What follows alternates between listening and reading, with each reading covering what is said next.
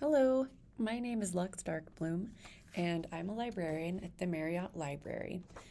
In this really brief presentation, I'm going to give you a virtual tour of the library. The university has actually had a librarian on staff since around 1850, back when we were still called the University of Deseret.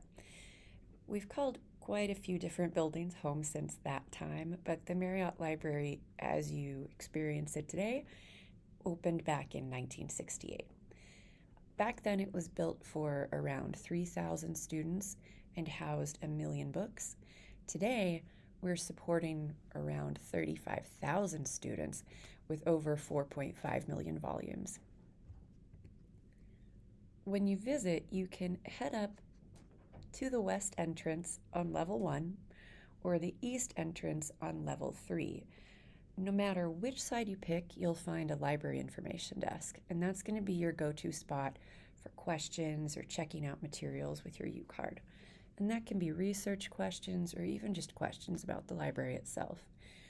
Speaking of picking things up, if you've put a book, movie, or game on hold, or if you're using interlibrary loan, those items will be waiting for you in the cubbies right by the level 1 desk. That's also where our Lost and Found is located. Quick heads up, after 8 p.m., the building is reserved just for students, faculty, and staff. So make sure that you have your university ID on you so that you can stay in the building or enter the building.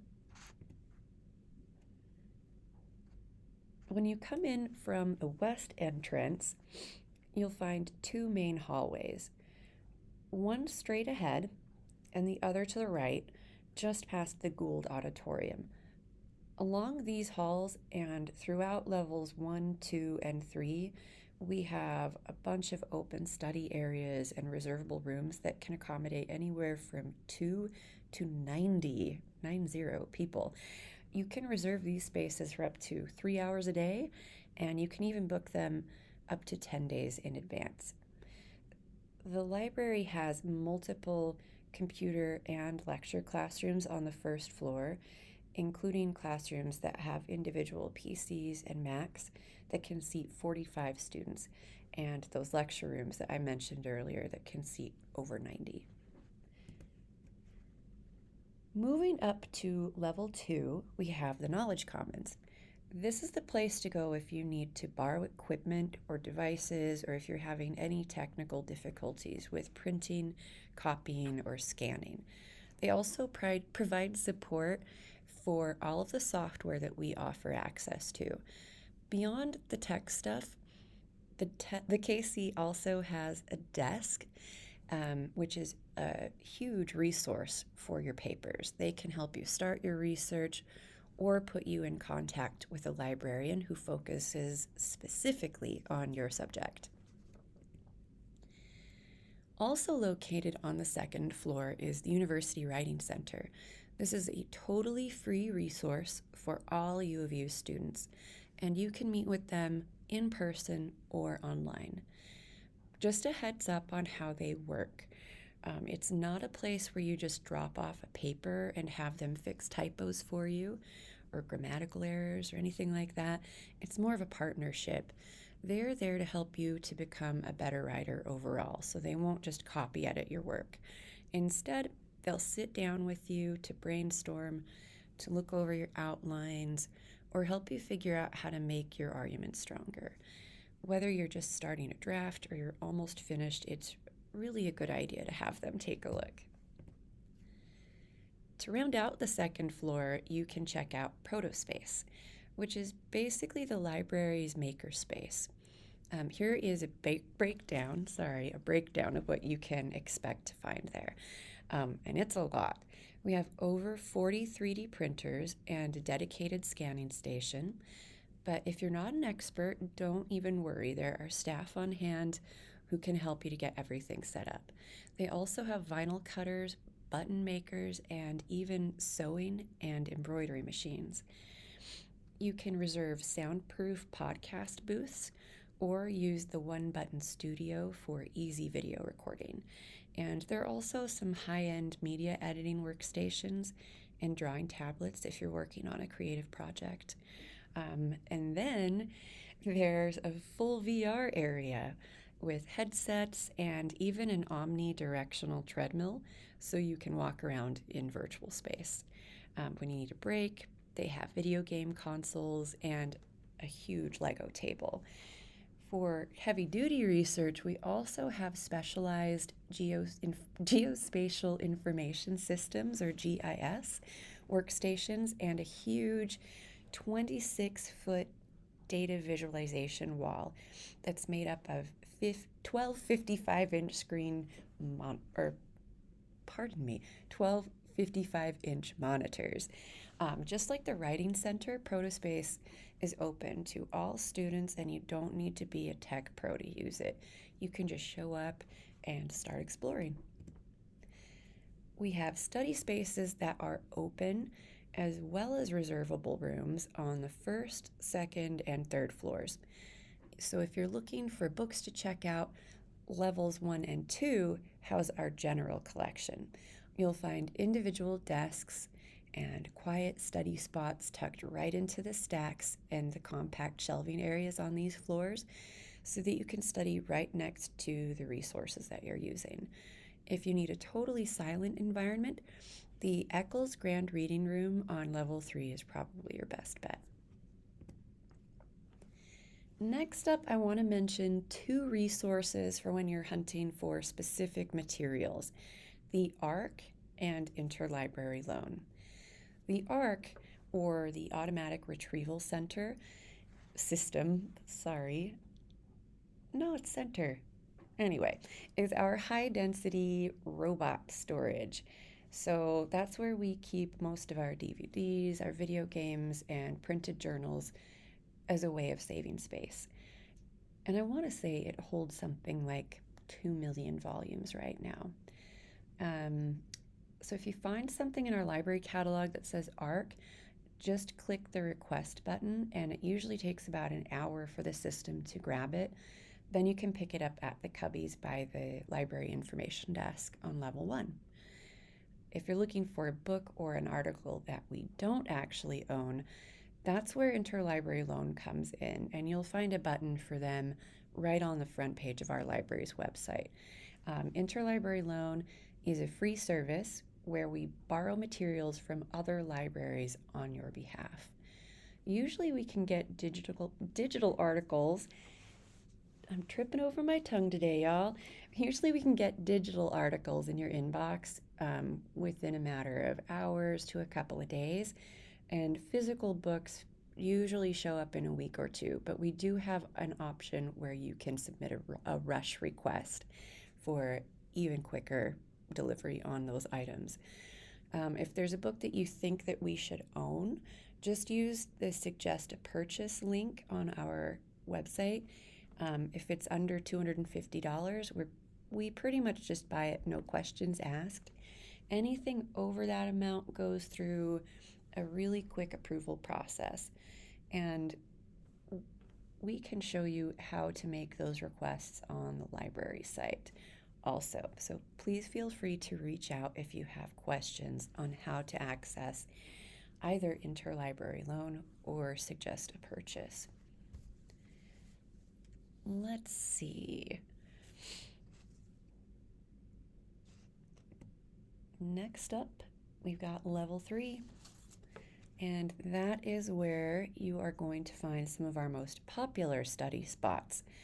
Beyond just the group study rooms, this floor has our open course reserves and some active workstations, including treadmill desks. So you can actually get your steps in while you're studying. It's pretty cool. If you're coming to the library with folks who are ages 12 and under, we actually have a family reading room specifically designed for you to get work done while taking care of kids. So while you're on this floor, keep an eye out for the kick scanners. That's the image in the third photo here. They're totally free. They're really easy to use, and you can scan your pages and just send them straight to your email. And we're talking, you can scan a number of pages. I don't think I've reached my limit yet, so something to keep in mind. And then just a quick note on where some things are moving. Our juvenile collection, so grades K through 12, is now on level 2, and anything older or less frequently used from that collection has been moved into the ARC, that robot storage area that I mentioned earlier. Level 4 is home to the Book Art Studio, Red Butte Press, and Special Collections. And if you want to check out the archives, Special Collections is available by appointment Monday through Friday from 10 a.m. to 4 p.m. And you can find their website just by Googling Marriott Library Special Collections. Being so close to the rare books collection is really what makes this floor unique.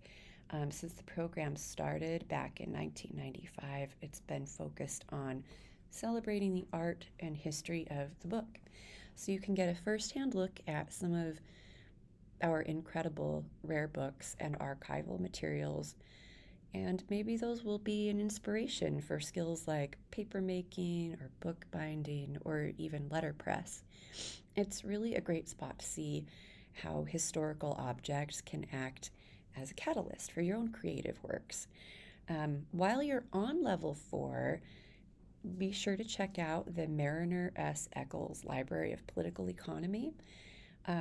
Eccles was a chairman of the Federal Reserve who left a huge legacy of photos, letters, and research at the U. And you can find a lot of his papers online in our digital library, but you can also view the physical archive through our special collections. Right next door is the Eccles Library of Political Economy, and that's just a quiet reading room that is dedicated to banking and economic history. It's basically for scholarly research, so just ask Special Collections if you would like to use that space. Level 5, finally on the top floor of the library, that is where our administration offices are housed, as well as preservation and binding. Our folks in preservation are dedicated to safeguarding the library's most significant historical and cultural collections. Through preventative conservation, they can ensure that these materials remain accessible and intact for the long term to fulfill the library's mission. And last of all, before we finish, I want to take a moment to tell you a little bit about the library homepage, which is at www.lib.utah.edu. The most important thing to remember is that if you're working from home or anywhere off campus, you'll want to log in first to get full access to everything. So on the library's website, in the upper right-hand corner, just look for that login button, and it will produce a little drop-down menu where you can hit off-campus access. It'll prompt you to log in with your university ID and password. So those are the same ones that you would use for all of the campus information systems. Once you've done that, the site will treat you like you're here in the building, so you won't get blocked by any paywalls when you're trying to read articles or ebooks. The same login menu is also where you can keep track of your library account. It's pretty helpful. You can see exactly when your books are due or other materials. You can check out if your ARC requests are ready for pickup or see if you have any fines. And while you're there on the homepage, that main search bar is where you can search the entire library catalog. There's a little bubble right next to the word catalog below that main search bar. So be sure to click that. Or right below that, one of those gray tabs, you can click on databases and explore there. We have about 400 or so databases that cover all of the disciplines of study that we have here on campus. So it is a really great place to start if you are beginning a research project or paper. And that's it. If you have any questions while you're exploring the library, either in person or online, please don't hesitate to reach out for support. Our librarians are here for just that. You can specifically connect with our business librarian, Lorelei Rutledge, who is a great resource if you need a hand navigating the collections or finding exactly the information that you're looking for. You can also reach out to me. My name is Lux Darkbloom, and my areas of expertise are a little bit different from Lorelei's, but I am happy to help you as much as I can or connect you with another librarian who's even better suited to your research needs. And that's about it. Thank you.